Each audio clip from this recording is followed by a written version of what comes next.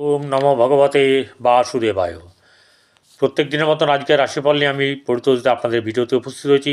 আজ 13 ফাল্গুন 25 ফেব্রুয়ারি মঙ্গলবার, কৃষ্ণ দ্বাদশী তিথি। চন্দ্র মকর রাশিতে অবস্থান করছে উত্তরাষাঢ়া নক্ষত্রে। রাহুকাল 2:44 থেকে 4:11 পর্যন্ত।